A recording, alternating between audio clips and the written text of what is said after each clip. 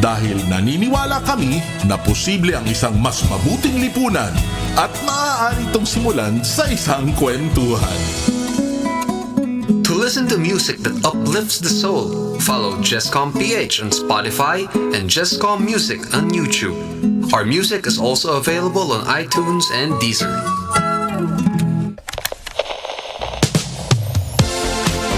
Let's take it back to the songs of your time. This is The Throwback on Radyo Katipunan 87.9 FM.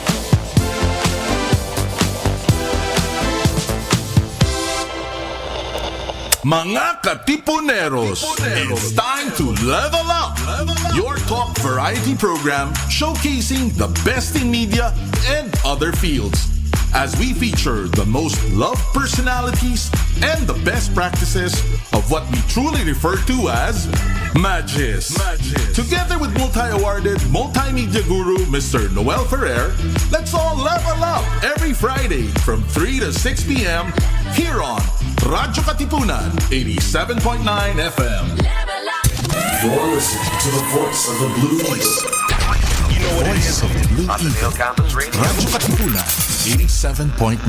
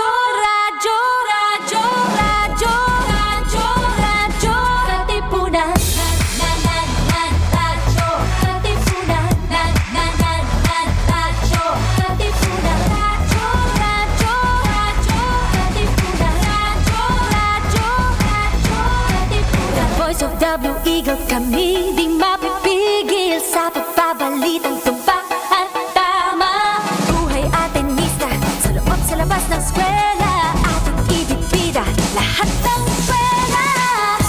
Radyo, Katipunan. Radyo,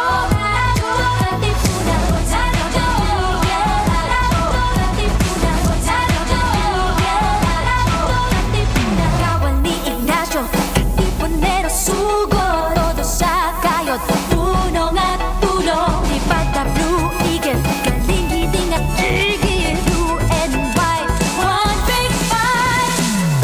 Radyo, Katipunan.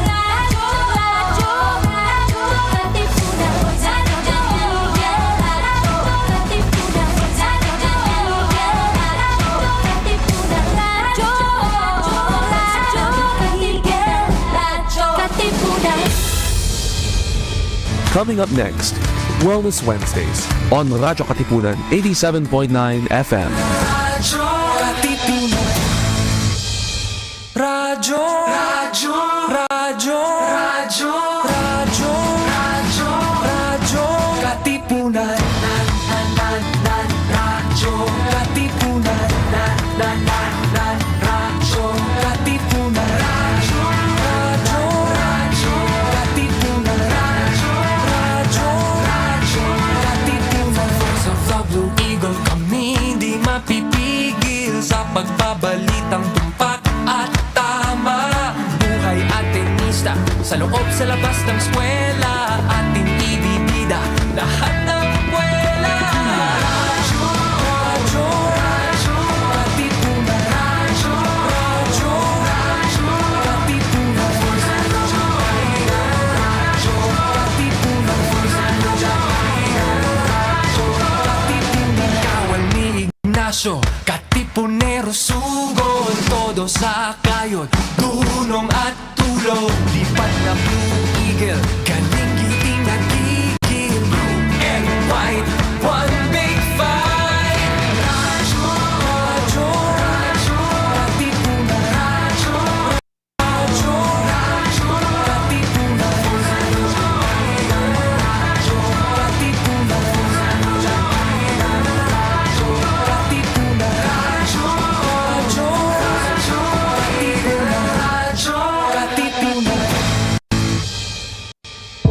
live healthier in mind, body, and spirit.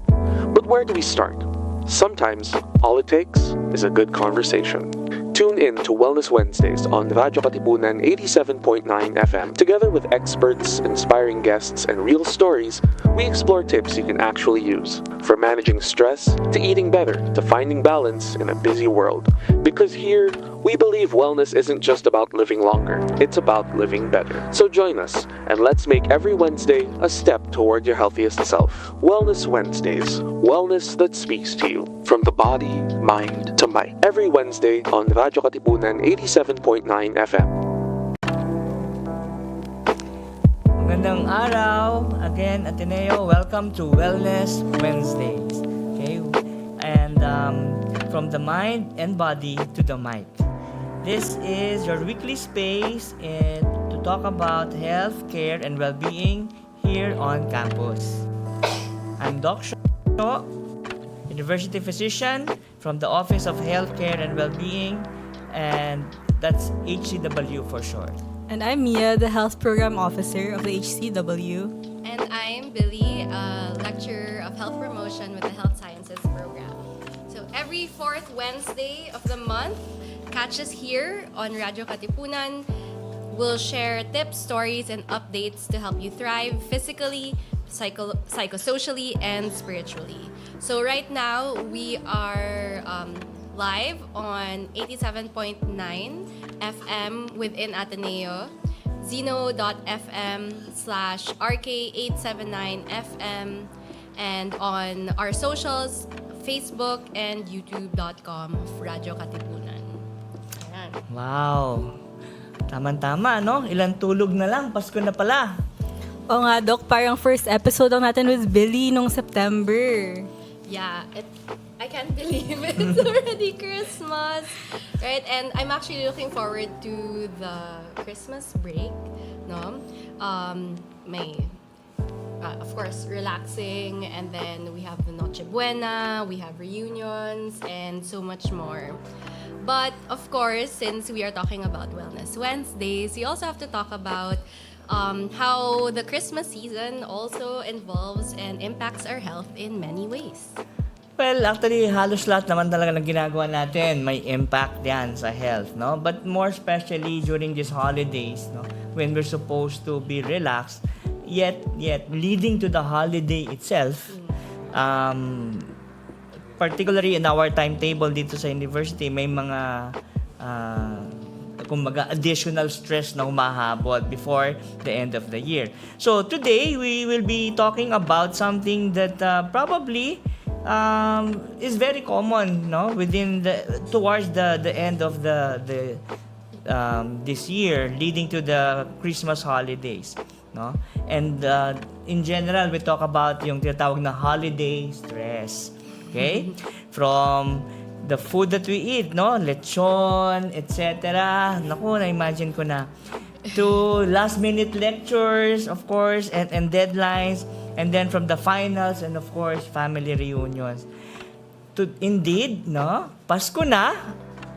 Ang tanong, Pasko ba? Anak! Galing. Before we start, let's start with a quick trivia. True or false? Gaining weight during the holidays is unavoidable. Oh, trick question. Hindi naman talaga trick. Well, the truth is, it's false, no? Hindi naman automatic yan. And hopefully today, we will try, no, to discuss paano ba maiiwasan nga yung mga biglang mga weight gains, etc. during or mga spikes ng BP or ng blood sugar during these holidays. So, again, look forward to the holidays and you don't have to skip that bibingka. Yes. Okay, so I guess that opens up our first topic for today, which is the most controversial question. Controversial talaga, no? Can I eat lechon if I'm hypertensive? Nako, wag niyo akong tanungin dahil ako anytime, every day. I know. But seriously, no? I mean, lechon is actually my favorite, no? Oo. But particularly we need to understand this from yung tinatawag nating moderation, no? But we'll talk more about that. Usually naman, ang sinasabi, of course, you can eat whatever you want. Pero kailangan may disiplina. Yes. So if you want to have that lechon during the holidays, go ahead. Wag naman araw-araw at ano lang naman. What if may party araw-araw? Paano yan? Oh, yun na nga. Pag-uusapan natin, do we Okay. need to attend all those parties? Sige, Pero sige. dapat may certain portions lang na kailangan na pwede nating kainin. For instance, if we talk about lechon, maybe para lang masatisfy yung craving, tikim. Yeah. No, not totally deprived. Masama naman hindi ako naniniwala sa deprivation diet. Yes, agree. Diba? Oo. So, maybe a portion, no? Hindi ka naman siguro kakain ng 1 kilong lechon in one sitting. How No? big is a portion po ba, Doc? Okay. Generally, we talk about portions sa food in terms of matchboxes. Ganun kalaki yung size nung isang yung bahay ng posporo, no? But that's about, sabi nga, comparative, it's about the half of an ID usually, no? So, ganun yung isang portion. Parang ang liit. No? Parang isang subo lang yun, tapos yun na yun. Para lang masabing hindi na. Pero, okay, imagine it this way. 250 grams, 1/4 kilo. Okay, of lechon, which is my usual, by the way. Then, joke po, wag pong susundan. Okay? That's about 500 to 800 kilocalories, which with a portion of roughly 37 grams of fat. Wow. So, Wala medyo pang madami rice, talaga yun. And no? you know, hindi mo lang kakainin yung lechon by its own, di ba? May Rice sauce pa yan. may rice. And then, of ano-ano course, pa. yung ibang ulam pa. Oo. Di ba? Kaya nga, dapat i-consider natin yun. Siyempre, hindi naman natin kayang pag-usapan ngayon yung paano ba i-divide yung calories. But para lang magkaroon sila ng sense, no? Ganun kadami in terms of calories, in terms of fat content, yung pag sumobra sa serving. And that's why, sabi nga natin, moderation. Pero alam nyo ba, between lechon and lechon kawali, lechon kawali is more, more dangerous in the sense na for the same portion, it gives more calories and more fats. Bakit? Well, dahil nga yon sa pagluto. Prito. Dahil sa pagluto. Yes, pag pinrito mo, no? May may dagdag na configuration in terms of caloric content and then in terms of fat content. So, no? maglechon na lang tayo. Lechon na lang. Pero sabihin mo, meron sa halandaan, may lechon, may ribeye. Saan ka? Trick question na naman. Oo nga eh. Ribeye ba? Ribeye actually gives more calories than the lechon. Kahit na sabihin mong lean, tinanggal mo na, let's say, down to the leanest, no? Na tinanggal mo yung lahat ng fat. On a per gram basis, mas mataas pa rin yung beef, yung rib eye, no? So, So, lechon talaga. Lechon is the talaga. answer. Lechon talaga. Lechon is diba? the answer. Siyempre, baka sabihin nyo, nagbibenta akong lechon. Hindi, kumakain lang ako lechon. May sponsor pala tayo ng lechon. Salmon. Di ba? Good. Less calories. Less calories, healthy fats. Yes. Definitely. Omega-3. Definitely. Okay. So, if we will have our choices, syempre, mas nandun tayo sa side ng, seafood in general. No? I say in general kasi, nagkakaroon ng different configuration yan sa preparation ng food. Okay? So, same way, Doc, pag chicken, iba yung roast chicken. Sa fried chicken. Sa fried chicken. Or sa baked chicken. Baked or yung nilaga or tinola. At kung sinama mo yung Balat. Ang hirap. Mahirap talaga. But that's what we are trying to understand ngayon. Yung moderation, yung disiplina. Yeah. I think, tama nga, you shouldn't deprive yourself of the joy of eating. Especially nga kasi Christmas season, nandyan yung handaan, nandyan yung salo-salo. 'Di ba? Part yun ng culture natin as Pinoys. Meron nga akong coach sinabi dati, you can eat everything, so walang restrictions, but not, you can eat anything, walang restrictions, but not everything. So hindi mo kailangan ubusin. At sabay-sabay. Lahat, 'di ba? I think especially if may alam mong marami kang parties coming up, pwede kang mag-strategize kung anong kakainin ko right now. And I think it's also the feeling after, di ba? Sometimes we don't feel good pag nag-binge ka. Maybe in the moment, masarap yung kain, pero after. When you're too full that you can't really di ba? May talk tipong anymore. minsan, parang pauwi ka, parang ang bigat-bigat. Di ba? But yes, I agree, no? Food has to be within a pleasurable moment. Mostly, I think, because you share it with the company that you like. Yes, agree. Yeah. Okay? Yeah, so we shouldn't punish ourselves Definitely. by the food. Like, it's not demon food, right? Because we still get nutrition from it. Yeah. Ikaw, what are your thoughts on I'm just wondering, like, since we're not really restricting ourselves completely in terms of what we eat, do we have to take a detox after Christmas? Detox. Well, depende anong pagkaintindi natin ng detox, no? Yung iba kasi parang feeling na, sige, all sorts of concoction like tea, etc. But remember, ang lalabas lang sa'yo dyan generally ay tubig. not the lipids, di ba? Not the lechon itself. So, baka it might actually worsen the situation na nadi-dehydrate detox natin. So, no, I don't think it's a question of detoxing. I think it boils down still to a question of moderation and discipline and balancing food with exercise and of course with rest. Yes. I've learned also recently about how we should eat. Not just what we should eat, but how we should eat. So, kunwari yung strategy daw so that you don't spike your glucose is to start with fiber. Start with your veggies. Yun yung una mong kakainin. And then saka yung protein. And then saka yung carbs after. Yeah. Kaya nga may yun, di ba? May basis yun. You start with your salad. No, not only are you starting with fiber, I think the value there is you will reach an earlier satiety value, satiety feeling. Kung baka parang napuno ka na, that will also deter you from overeating the higher calorie food like your fats and your yung tinatawag nating discretionary calories. Yung mga extra sweets, no?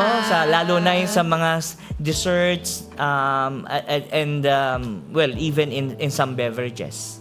Discretionary kasi optional na lang. Yes.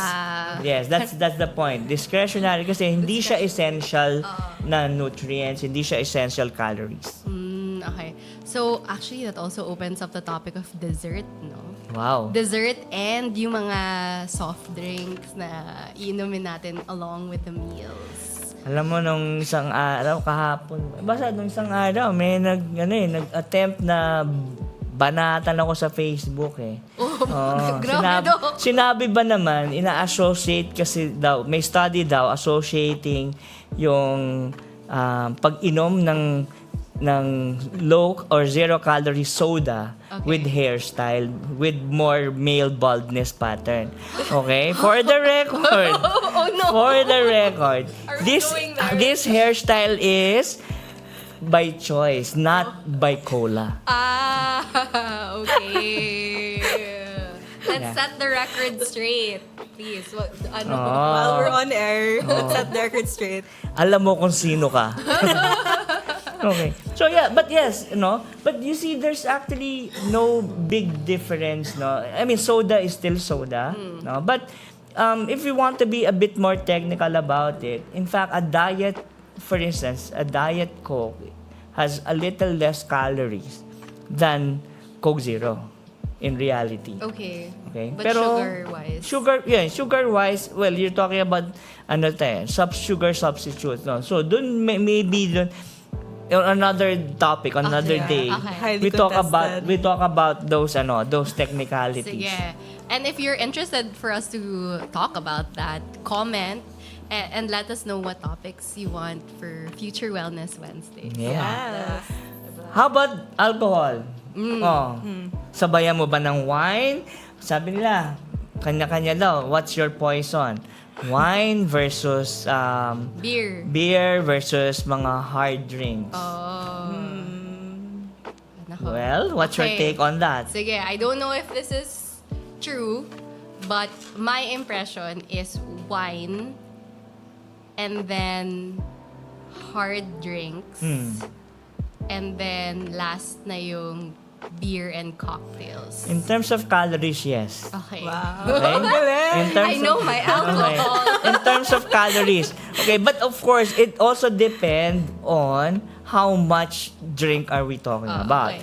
Kasi if you're talking about a shot of your, let's say, Tequila. vodka or whiskey, or maybe even mga 80% proof na sinasabi, no? That gives you about, a shot is about 1.5 ounce, which is roughly, ilan yan? An ounce is about 29.5 ml. So, 29 plus 14, about 35, 40 ml. You get about 97 calories of your hard, yung mga ganyan. And that's just one serving. One serving. One Okay? shot. Paano kung nakalima ka? Di ba?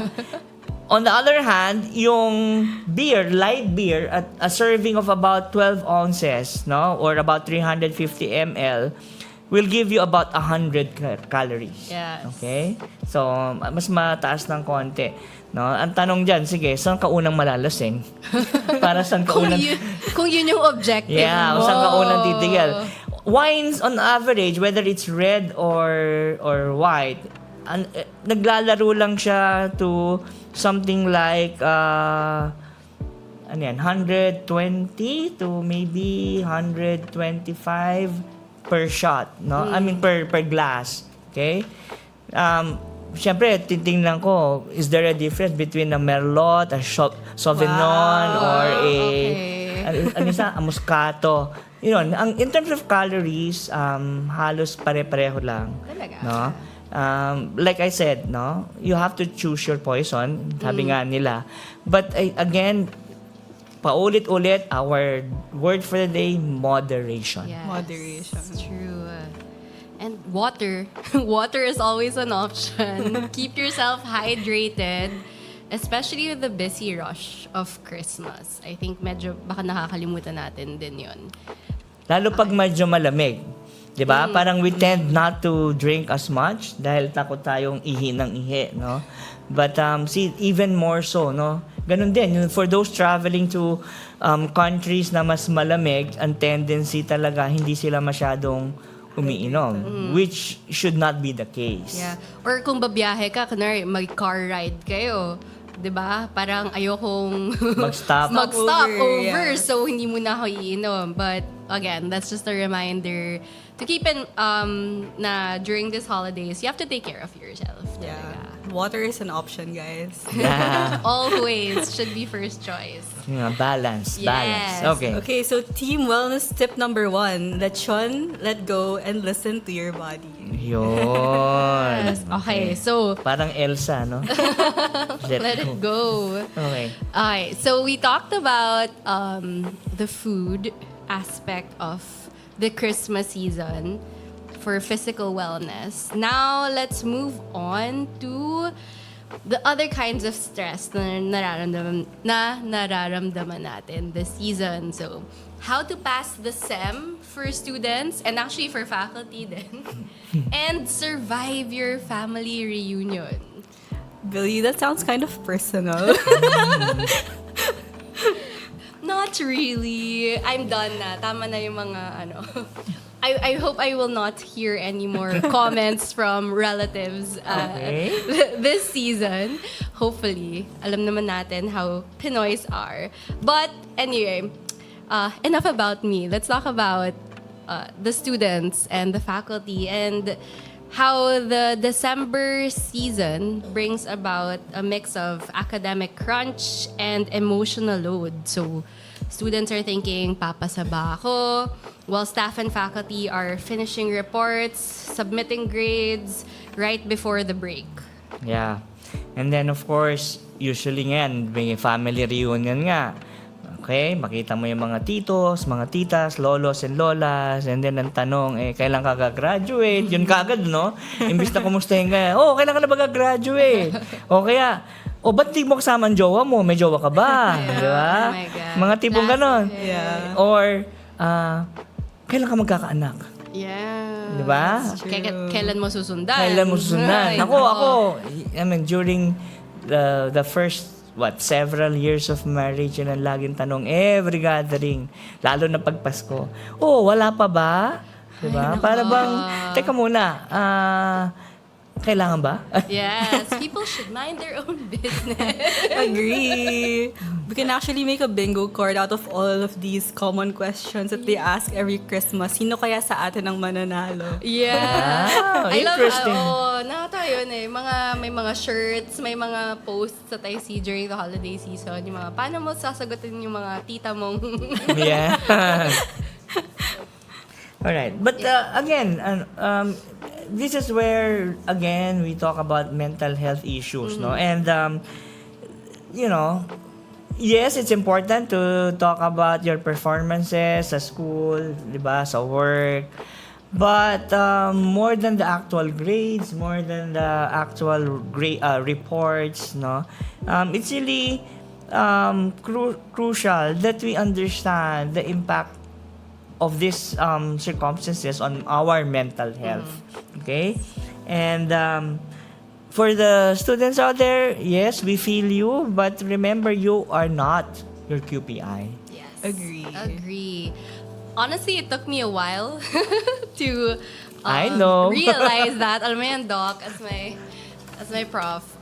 But yeah, it sounds corny, but it's true that our grades don't define us. Grades are a measure of performance and not people. But, I think we have to just remember that a lot of the Christmas season also brings pressure.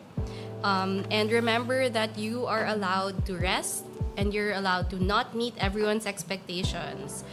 Rest doesn't make you lazy. It makes you human.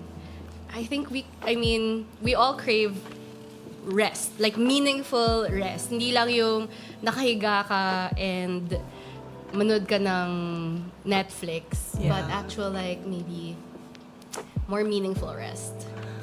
Yeah, like 6 hours of sleep, it's not rest. Again, that's another topic, no?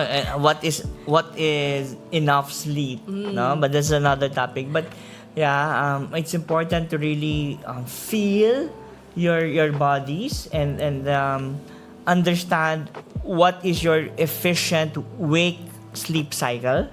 Okay, because again, mayroon yung factor in terms of your productivity. Some people are just better working at night. Some people are day people, no? But again, these are preferences, and every now and then we have to make adjustments, no? What we don't want is to be fixed and tied to that preference, no? So minsan kailangan mo talagang mag-produce kahit na sa umaga, kahit na sabihin mong mas creative ka sa gabi. And vice versa. Okay? But yeah, I think in general, you need to sense also. Minsan, 4 hours, pero very refreshed ka na. Okay? But also, kasi rin may bearing din, when do you get the 4 hours? Is it between 12 midnight to 4 a.m.? Is it between 2 a.m. to 6 a.m.? Yeah. So, it's a pattern that we need to appreciate, no, the pattern of the lifestyle that we are trying to live. So yeah. Yeah. I think just to add to that then, Doc, na yes, sleep is important, but also have some restful moments with the people you love also. Spend that time to get energized through more meaningful activities with them during this season. Minsan kasi feeling nila pagka reunion dapat buong gabi ang kwentuhan di ba? Well, siguro if you talk about people you have not seen or have been with for quite a while, but yeah, funny, you talk about meaningful rest, but sometimes just sitting with someone, diba? Watching the sunset, not even speaking, diba? Or let's say just feeling the breeze, let's say nasa mountain kayo, or even just feeling the silence in your sala with people you trust, people you feel safe with. I think that's bonding, that's connection, that's the rest that we want. I remember also as a student, I just love the Christmas season in Ateneo. Like, yung parang, kasi medyo malamig yung panahon, or just like sitting in front of the Jesu, or just sitting looking over the field or sa mga Zen garden. Parang maganda din yung, there's some quiet moments that you can find. Yeah. Meron ba ganyan sa UP? Ay, sorry. As a non-Atenean, I can't relate. Okay. So I love that. That's tip number 2, pass on pressure, but don't pass out. Yan. Yeah, and that's not just for the students. For many faculty and staff, this is the year-end report marathon. So the inbox doesn't stop even when the carols start playing. Well, my answer, my automatic response, di ba? So, importante yun. Di ba? When to stop and when to resume. But it's really true. Yung tinatawag natin, minsan yung holiday blues. No? Do you also feel that? Sometimes. Yeah. I agree. Yeah. Pero kasi nga, again, it's a season for a lot of things to think about as well, no? Meron din sinasabi yung comparison is the thief of joy. Okay? Sa mga reunion kasi minsan yun yung nagpapa-sour nung occasion people start talking or bragging about their achievements, how much they're earning, etc. Di ba? So parang, and then you start to compare, bakit ganun siya? Bakit sila nakapag-travel? Bakit sila, di ba? Parang, again, you don't want that to ruin the spirit of the season. And that's not gonna help in terms of the rest that you want. Yeah, and in the age of social media, it's so easy to emphasize the things that we don't have, like a perfect family, a perfect financial situation, even perfect friends. So it's always easy to compare ourselves with other people. Yeah. But that's also true, no? When we talk about financial wellness, parang you also don't want to overspend because you want to celebrate bongga. Di ba? Minsan ganun sobrang daming handa and then masasayang lang rin naman, di ba? Or bibili ng napakaraming gifts na naalala ko nung bata kami, gagawa ka actually ng gift mo a simple card, di ba? Or something that you do with your tawag mo doon, yung mga nag-embroider ka, nag-stitch or crochet, diba? I mean, I think it's both an expression of your creativity, but also a gift that may be more meaningful as well. Yeah, I think what we're also trying to say, and also we want to talk more about then now, is how to set boundaries during the Christmas season, right? It is possible to be stressed even more because you're saying yes to everything, right? Every party, every exchange gift, every invite, but you don't have to during this season. I think we have to remember that. Right? Yeah. You can say no to overspending, overcommitting. Yeah. Balak nyo ba yun na nga, di ba? Ang daming invitation. So, how would you decide? Anong party ang pipiliin nyo?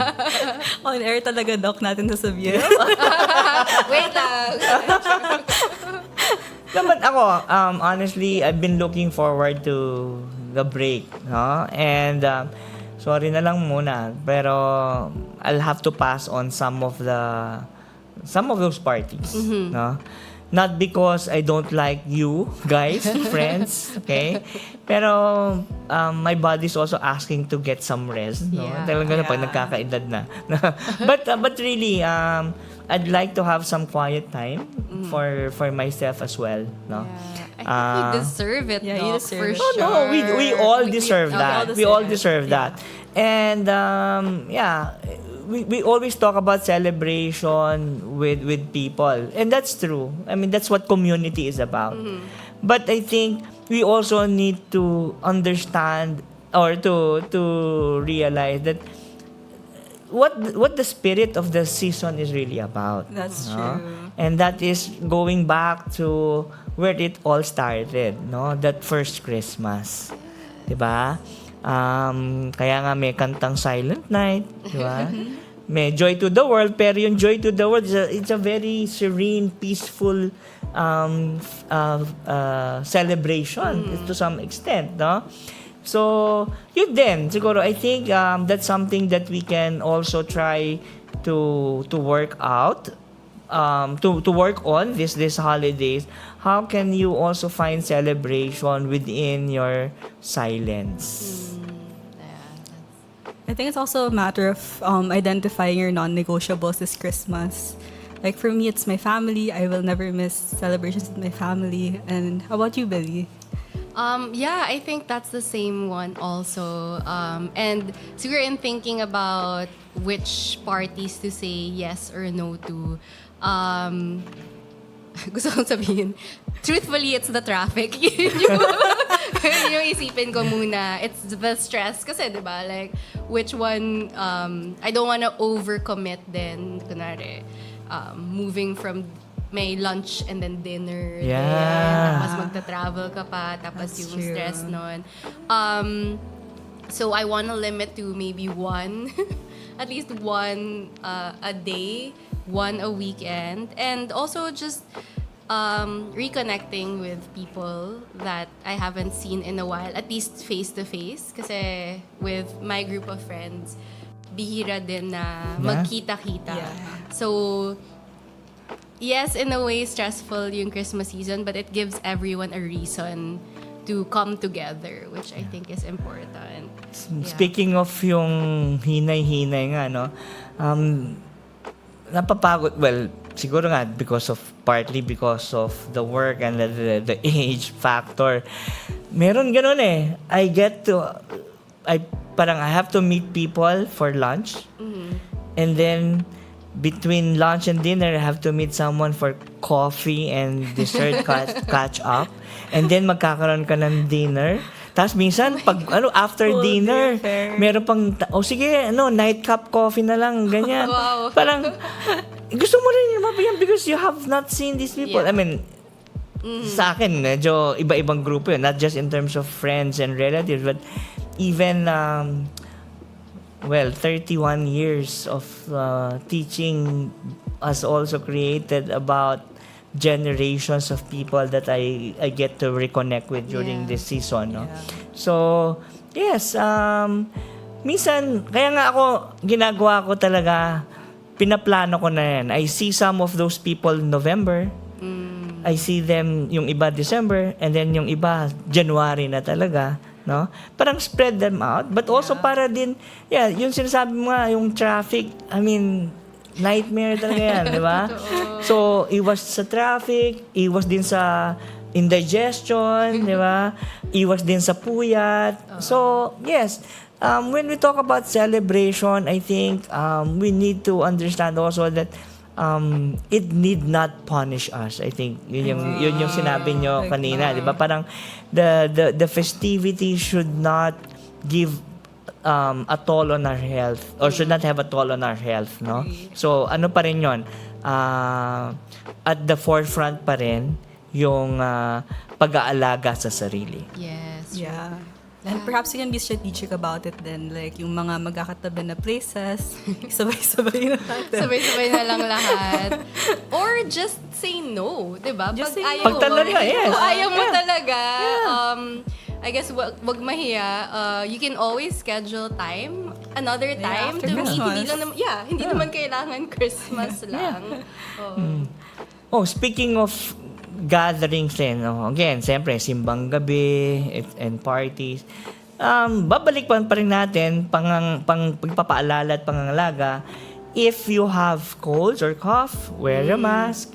And really, if you're attending those large crowds, again, don't be shy to wear masks to protect yourself as well.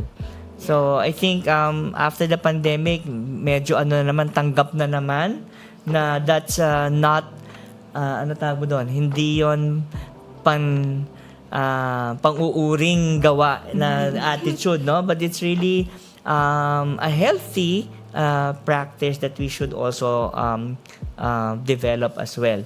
Okay? Yes, pangalagaan pa rin yung sarili kahit na sa gitna ng mga kasiyahan na yan. Yeah, and hindi lang naman COVID ang umiikot pa rin hanggang ngayon. There are still several viruses and bacteria, I suppose, Doc, that are still circulating at the moment. Yeah.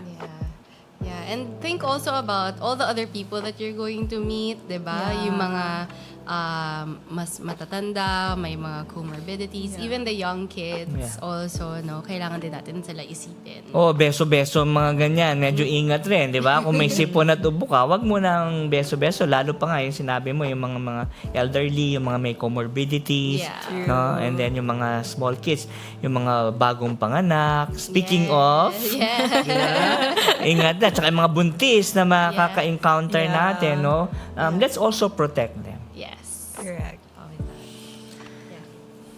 Okay, so we've talked about the physical well-being during Christmas. We've also talked about some emotional and social well-being also during this season. What else? Can we talk about? Have we I think we talked a little about financial well-being, financial wellness. I mean, hindi naman tayo finance analysts or experts. But I think part of that is also the pressure maybe of, actually naisip ko rin with seeing people. The thought din is, may gift ba ako para sa kanila? Yeah. Diba? It's a question between presents and your presents. Wow! Oo nga naman. I am enough. Seeing me is enough. Hindi na kailangan ng regalo. Di ba? Parang importante rin naman talaga. The presence actually. That is what matters, no? And then, of course, yung sinabi nga natin, no, hindi kailangan maging expensive yung gifts. Okay. Yeah. Also, like, things to think about during of giving gifts and helping others. Maybe instead of physical gifts, it can be in the form of donations. That's what I was thinking also, especially with all those that were affected by the recent typhoons. Parang we are still in places of privilege na baka we can also share that blessing outside. Diba? Para hindi natin na kailangan isipin kung yung mga bonggang gifts. Yeah. Agree. And then, siguro, like I said, no, balikan natin yung first Christmas. And pag ninilay, di ba? Parang ano nga ba, taon-taon we go through Christmas and sometimes we just keep forgetting that what the true spirit is, no? We talk we talk about the giving, we talk about the sacrifice, but I think the connection and the communion is something that we also need to appreciate as well, no? The connection that God wanted to have with man. That's why nagkatawang tao, 'di ba? So, and I think that goes to also prove that the celebration is really about those meaningful connections, no? With the people we love, but also with ourselves, and of course with our God. I love that. That's such a good message. Yeah. And I think when you mentioned a while ago about the seasonal blues, I think it's because sometimes we're rushing through everything and we're forgetting Definitely. the meaning of Christmas. Kasi nasanay Xmas na lang hindi na Christmas, 'di ba? So baka nga kailangan yun minsan na we lose things in translation when we do the texting, the SMS, di ba? Masyado tayo minsan nag-shortcut na out of context na tuloy yung sense or yung meaning. But siyempre, may bagong language, may bago ring sense of culture yon. But I think what we need to bridge all together to make sure that we have all of these connections with different people, no, para maalis yung mga prejudice, maalis yung mga stereotyping, etc. Okay, so I think with that also we've learned that boundaries are the best Christmas gift you can give yourself. Amen. Okay, sige. So just to kind of wrap up our discussion, before we go to the final question, what's one thing you're looking forward to this Christmas, Doc? Ako, sabi ko nga, I'm looking forward to rest. Okay? I made plans already. It's going to be a week, or to be more precise, 10 days of hopefully quiet, meaningful time with family. So, PSA na yon sa lahat ng mga tao, wag pong guluhin si Doc during that time. Totoo po. Yes, yung out of office niya na message, totoong out of office, hindi na po siya re-replyan. So, Yeah, but I think, ako talaga, seryoso talaga ako doon. I think we need to give ourselves the quiet time as well. Yes, I agree. Ikaw, Mia? For me, I look forward to spending time with my complete family because my parents are very busy people. My sister has duty in the hospital. And so this is really the time when we're all gonna be together, and I'm really, really looking forward to that. What about you, Billy? Me, I think also, magka-quiet time din ako. Just to really, for this season, just bask in the presence of my family and just spend time, with my husband and my daughter. It's gonna be our last Christmas as a family of 3. So, yeah. Cryptic! What does that mean? Yes, gets yun na yun. Baka magsuka i-announce. I think it's understood. But yeah, so I think parang this time definitely want to slow down and not get carried away with everything. Kaya yung mga pinag-usapan natin today, yung mga tips na yan, we'll definitely keep it to heart. So, okay, now, last is, what's your wellness wish? Since we are at Wellness Wednesdays. Okay. Well, I've always looked at wellness in terms of anong tawag mo dyan? the connection that you make within yourselves and with the world. Okay? So, for me, ma-achieve mo yun through wellness once you get in touch with who you truly are and what you stand for, but also for who, diba? Those things that you work for so hard are meant to.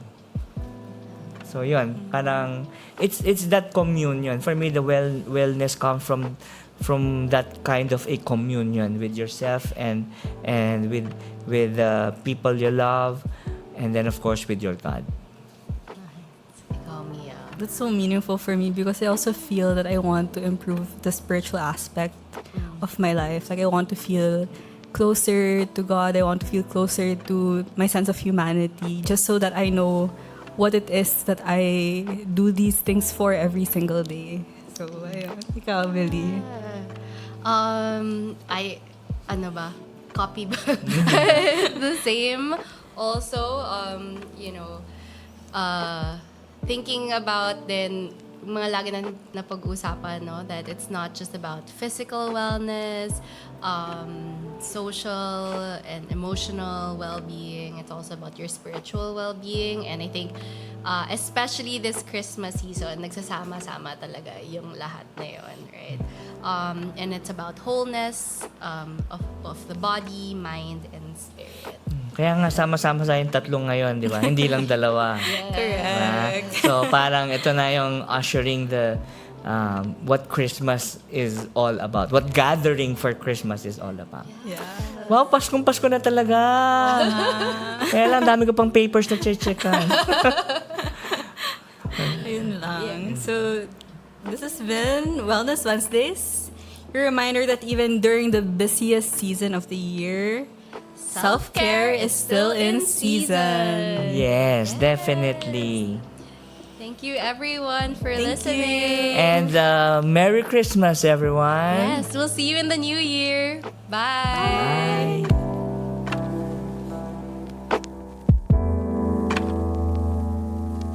We all want to live healthier in mind, body, and spirit. But where do we start? Sometimes, all it takes is a good conversation. Tune in to Wellness Wednesdays on Radyo Katipunan 87.9 FM. Together with experts, inspiring guests, and real stories, we explore tips you can actually use. From managing stress, to eating better, to finding balance in a busy world.